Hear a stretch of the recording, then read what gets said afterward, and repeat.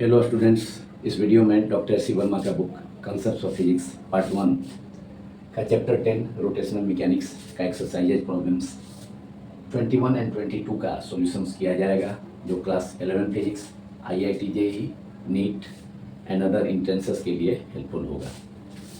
Problem 21, a cubical block of mass small m and edge small a slides down a rough inclined plane of inclination theta with a uniform speed. Find the torque of the normal force acting on the block about its center. Problem 21 में एक cubical block जिसका मास small m है, वह एक rough inclined plane पर, एक रुखरे नत समतल पर, जिसका इंक्लिनेशन हॉरिजॉन्टल से थीटा है, क्षैतिज से उस नर समतल, रुखरे नर समतल का झुकाव थीटा है, उस पर स्मॉल m मास का कोई ब्लॉक B यूनिफॉर्म स्पीड से, समरूप चाल से, नियत चाल से नीचे की ओर स्लाइड करता है। तो नॉर्मल फोर्स के द्वारा, दैट इज नॉर्मल रिएक्शन के द्वारा, उस ब्लॉक पर कितना टॉर्क एक्ट करेगा, कितना टॉर्क क्रियाशील होगा उस ब्लॉक के सेंटर के अबाउट, उसे फाइंड आउट करना है, उसे ज्ञात करना है। Now we have to solve it. Since block B moves down on the rough incline of inclination theta with uniform speed, so its acceleration will be equal to 0। चूंकि block B rough incline plane पर uniform speed से, नियत चाल से नीचे की ओर slide करता है, इसलिए ब्लॉक B का, क्यूबिकल ब्लॉक B जिसका एज स्मॉल a है, जिसका प्रत्येक साइड स्मॉल a है, जो गिवन है प्रॉब्लम में, तो उसका एक्सेलरेशन 0 होगा। एंड ब्लॉक का एंगुलर एक्सेलरेशन भी 0 होगा, क्योंकि block without rotation downward rough incline plane पर डाउनवर्ड स्लाइड करता है, तो रोटेशनल मोशन इस ब्लॉक का नहीं है, इसलिए एंगुलर एक्सेलरेशन भी 0 होगा। यूनिफॉर्म स्पीड होने से एक्सेलरेशन तो 0 होगा ही। तो जब एंगुलर एक्सेलरेशन 0 होगा तो इस ब्लॉक पर जो नेट टॉर्क होगा वह भी 0 होगा, क्योंकि torque equals to moment of inertia multiplied by angular acceleration. जब एंगुलर एक्सेलरेशन ही 0 है तो नेट टॉर्क ब्लॉक B पर जो एक्ट करेगा वह 0 होगा। अब ब्लॉक B पर टॉर्क कौन कौन से फोर्सेस प्रोड्यूस कर सकते हैं, इन्हें देखा जाए।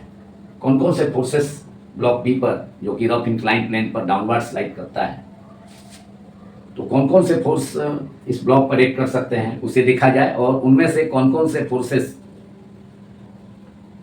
टॉर्क प्रोड्यूस कर सकते हैं। तो ब्लॉक B का, first of all block B का मास स्मॉल m है, जो कि इसके सेंटर पर, सेंटर ऑफ मास पर कंसंट्रेटेड है। तो ब्लॉक B का मास इस बॉडी के ब्लॉक B का वेट इसके सेंटर पर, सेंटर ऑफ मास पर डाउनवर्ड एक्ट करेगा, वर्टिकली डाउनवर्ड डायरेक्शन में इंक्लाइन प्लेन से होते हुए, जो कि W = mg होगा। तो ब्लॉक B का वेट इंक्लाइन प्लेन से होते हुए, से होकर through the incline plane vertically downward काम करेगा, उधर दिशा में नीचे की ओर काम करेगा। एंड वेट का भी 2 पर म्यूचुअली परपेंडिकुलर कंपोनेंट्स होंगे। इसके वेट का, ब्लॉक B के वेट का एक होगा mg sin थीटा, जो इंक्लाइन प्लेन के परपेंडिकुलर नॉर्मल रिएक्शन के अपोजिट डायरेक्शन में एक्ट करेगा, mg cos theta. One of the components of the weight of the block B के वेट का वन ऑफ द कंपोनेंट्स, पिंड के भार का एक घटक, जो उधर घटक है, vertical component M G cos theta, and दूसरा कंपोनेंट होगा जो कि इस ब्लॉक के सेंटर पर ही इंक्लाइन प्लेन के अलोंग डाउनवर्ड एक्ट करेगा, एम जी क्रियाशील होगा M G sine theta. M G sine theta and M G cos theta एक दूसरे के म्यूचुअली परपेंडिकुलर हैं, and M G cos theta incline plane के परपेंडिकुलर है, जो कि इंक्लाइन प्लेन के द्वारा ब्लॉक बी पर जो नॉर्मल रिएक्शन एक्ट करेगा, जिसके द्वारा टॉर्क ब्लॉक के सेंटर के अबाउट फाइंड आउट करना है। तो यह नॉर्मल रिएक्शन इंक्लाइन प्लेन के द्वारा, रफ इंक्लाइन प्लेन के द्वारा बॉडी पर वर्टिकल बॉडी पर इंक्लाइन प्लेन के परपेंडिकुलर अपवर्ड डायरेक्शन में, इंक्लाइन प्लेन के नॉर्मल अपवर्ड डायरेक्शन में एक्ट करेगा, जो कि एम जी कॉस थीटा के लाइन ऑफ एक्शन के अपोजिट है। एंड चूंकि block B rough incline plane पर डाउनवर्ड स्लाइड करता है, तो एक फ्रिक्शनल फोर्स भी block B and rough incline plane के बीच में एक्ट करेगा, जो कि ब्लॉक का डाउनवर्ड मोशन के अपोजिट इंक्लाइन प्लेन के लॉन्ग अपवर्ड डायरेक्शन में एक्ट करेगा। क्योंकि ब्लॉक का एक्सेलरेशन 0 है, इसलिए frictional force F M G sine theta block B का के वेट का one of the components M G sine theta के इक्वल हो जाएगा। तो F equals to M G sine theta.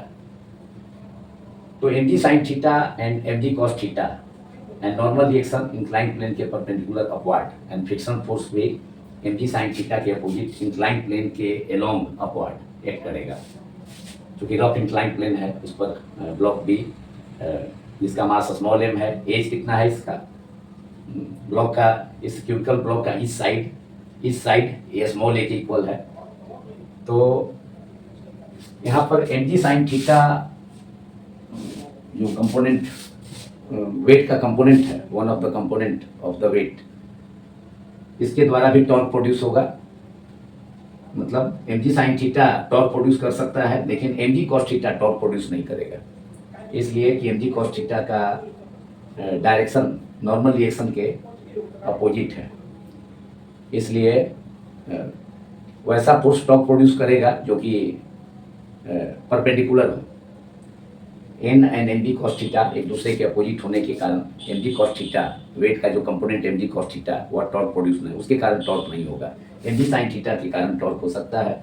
इसके अलावा जो फ्रिक्शन फोर्स है अपवर्ड, उसके कारण भी टॉर्क होगा, एंड वह टॉर्क होगा नॉर्मल रिएक्शन के द्वारा जो टॉर्क होगा, नॉर्मल रिएक्शन भी टॉर्क प्रोड्यूस करेगा, जिसके कारण टॉर्क मालूम भी करना है। Find the torque of the normal force acting on the block. Normal force means normal reaction, जो कि इंक्लाइन प्लेन के द्वारा इस ब्लॉक पर इंक्लाइन प्लेन के परपेंडिकुलर एक्ट करता है।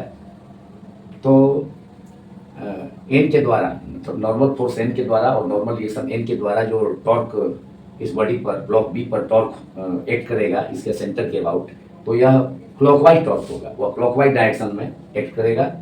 तो इस टॉर्क को हम निगेटिव कंसीडर कर सकते हैं। Clockwise torque according to the convention negative होता है, जबकि फ्रिक्शन फोर्स के द्वारा जो टॉर्क होगा वह एंटी क्लॉकवाइज होगा, तो वह पॉजिटिव होगा।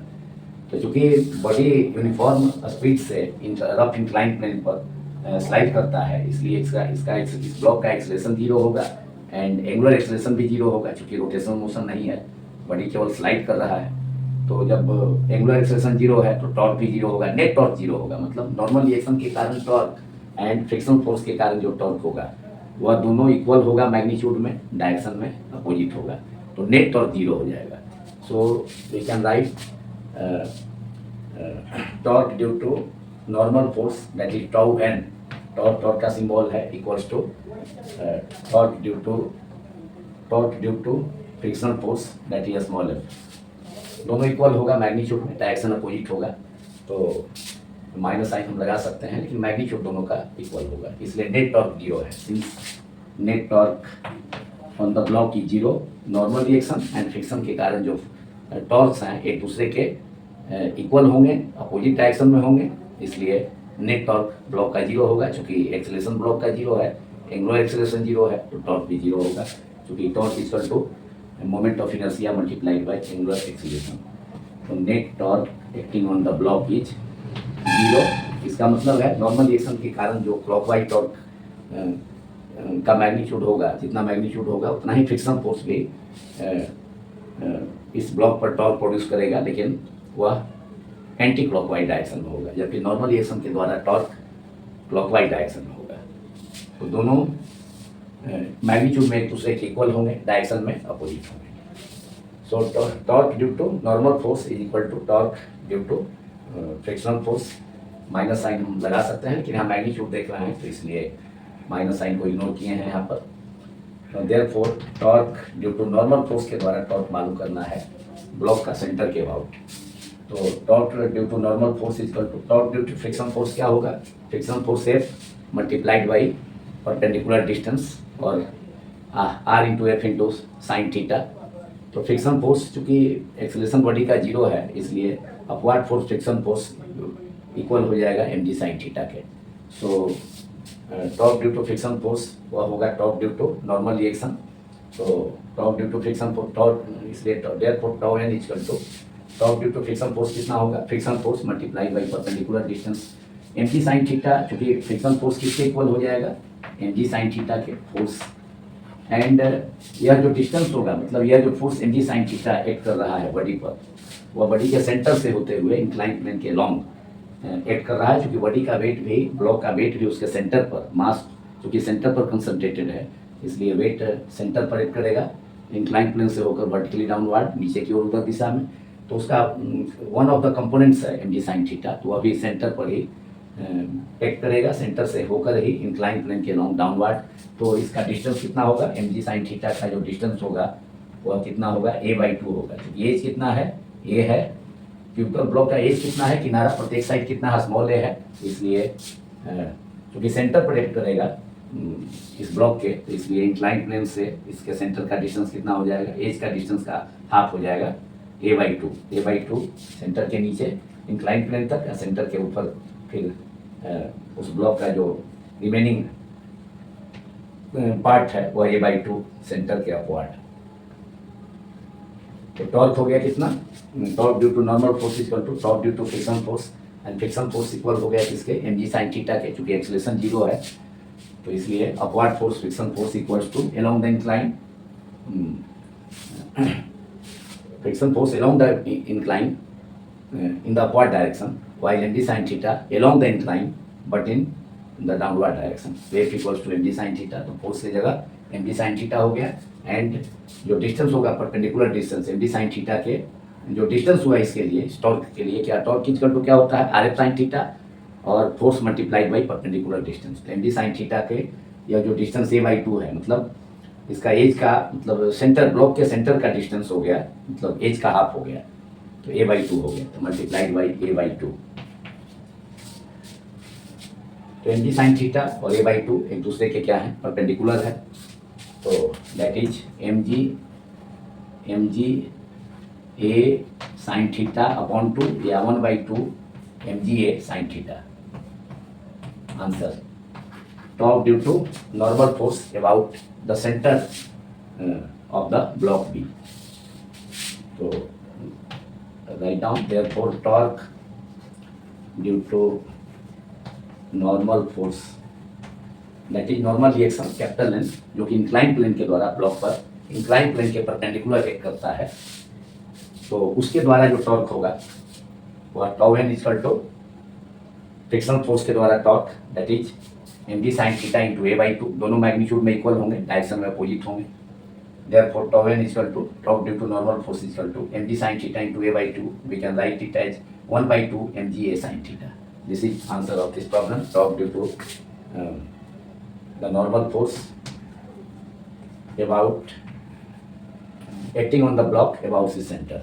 Torque due to normal force acting on the block about its center. This is answer of the problem. Tau n is equal to torque due to the normal force acting on the block about its center. Block के centre के about जो torque होगा normal force के द्वारा या normal reaction N के द्वारा, capital N के द्वारा, वह 1/2 mga sin theta. A is the side of, मतलब A is the small A is the edge of the cubical block. Cubical block का इस साइड प्रत्येक किनारा कितना है, प्रत्येक भुजा कितना है, स्मॉल है। थीटा क्या है, रफ इंक्लाइन प्लेन एसी का हॉरिजॉन्टल सीधी से एंगल जो फॉर्म हुआ, इंक्लिनेशन झुकाव है, रुखरे नत समतल का क्षैतिज से झुकाव कोण थीटा है। एन क्या है, मास ऑफ द ब्लॉक है। हमने ब्लॉक बी सपोज किया है रफ इंक्लाइन प्लेन एसी पर, जो कि डाउनवर्ड यूनिफॉर्म स्पीड से स्लाइड कर रहा है, इसलिए इसका एक्सलेशन 0 होगा, एंगुलर एक्सलेशन भी 0 होगा, तो net torque acting on the block वह 0 होगा।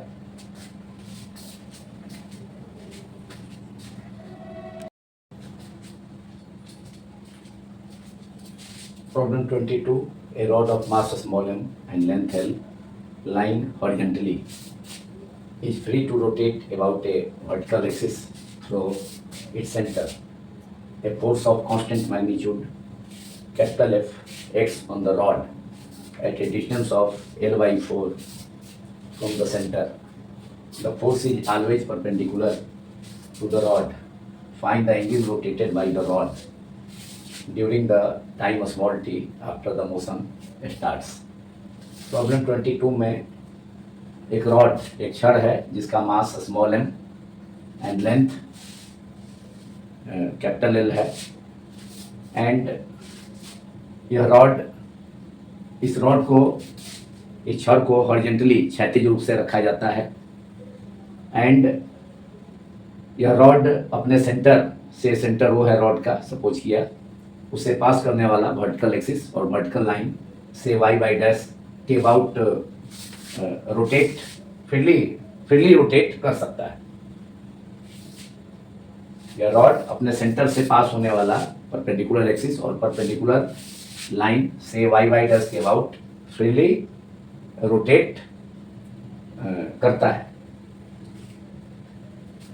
अब इस रॉड पर, इसके सेंटर से L/4 डिस्टेंस पर एक कांस्टेंट मैग्नीट्यूड का फोर्स कैपिटल F अप्लाई किया जाता है, जो कि इस रॉड छड़ का लेंथ के ऑलवेज परपेंडिकुलर, इसके हमेशा लंबवत होता है। यह जो फोर्स जिसका मैग्नीट्यूड कैपिटल F है, उस बल का मान कैपिटल F है, जो कि रॉड के सेंटर से L/4 डिस्टेंस पर क्रियाशील होता है, एक्ट करता है इस रॉड पर, एंड यह फोर्स कैपिटल F मैग्नीट्यूड का फोर्स इसके लेंथ के हमेशा परपेंडिकुलर होता है, रहता है।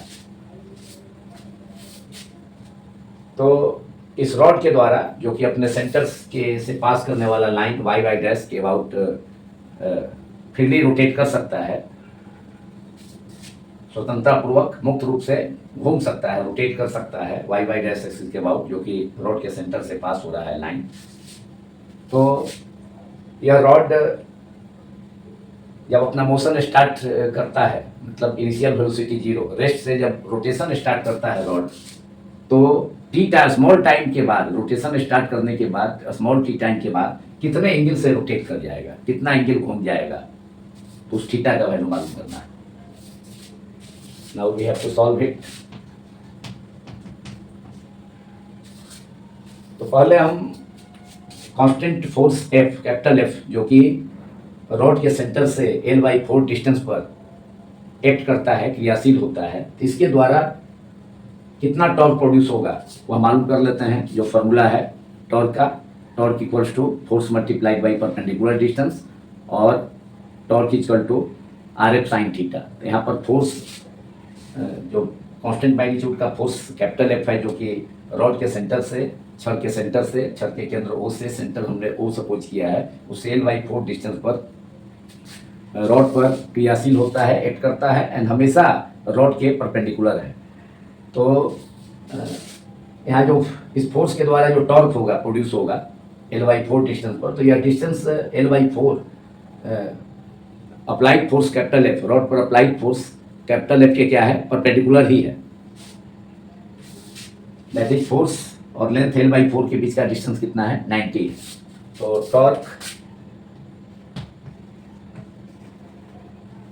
Torque applied by the constant torque applied by the force of constant magnitude capital F. constant magnitude जिसे प्रॉब्लम में कैपिटल एफ दिया गया है उसका मैग्नीट्यूड, कांस्टेंट फोर्स का मैग्नीट्यूड कैपिटल एफ दिया गया है, तो यह रॉड के सेंटर से L/4 डिस्टेंस पर एक्ट करता है। तो इस फोर्स के द्वारा जो टॉर्क होगा वह क्या होगा, force multiplied by perpendicular distance, that is torque tau is equal to torque applied by the constant force capital F is torque applied by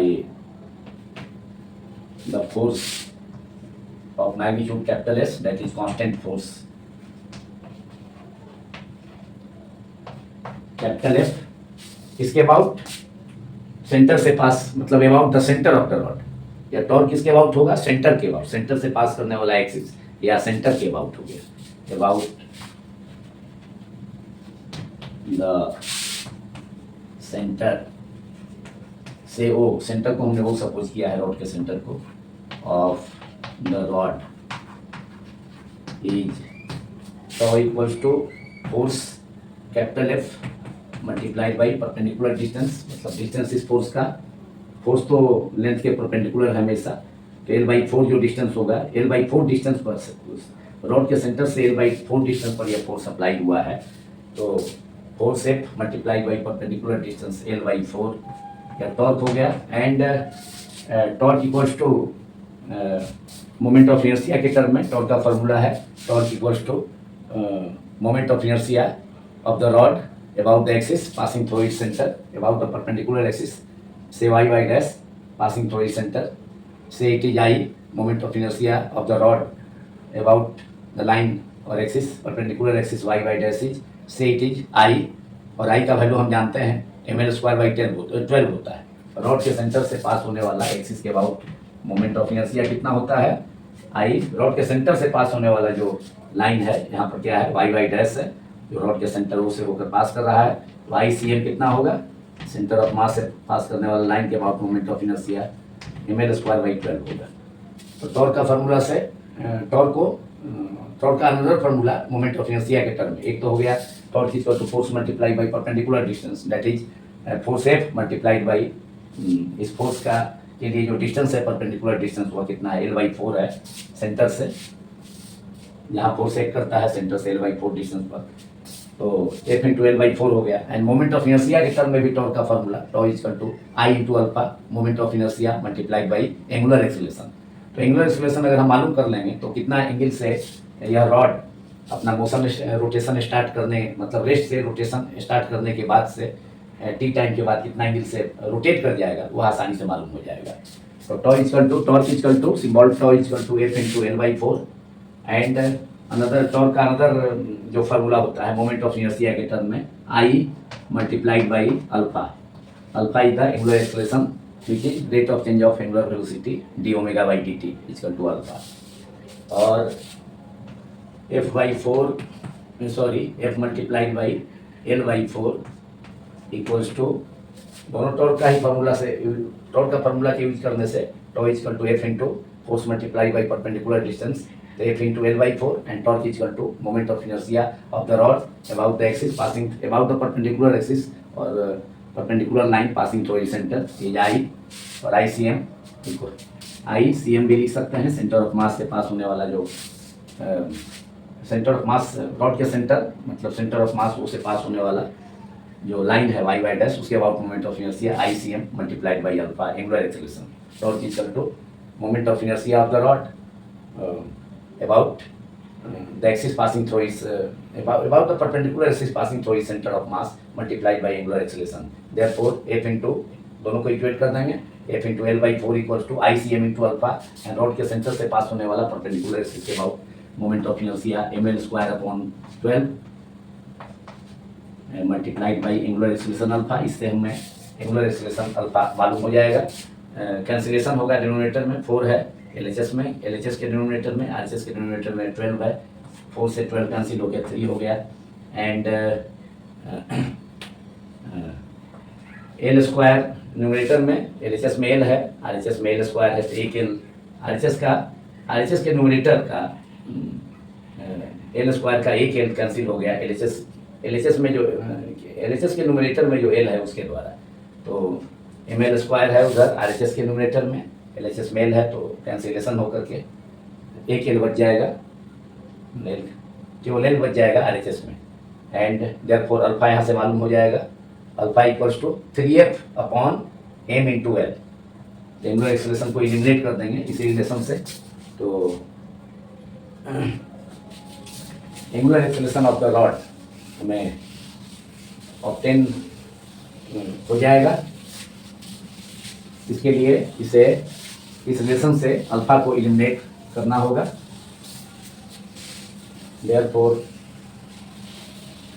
in the next step we can write, अगले step में हमें alpha का value obtain हो रहा है।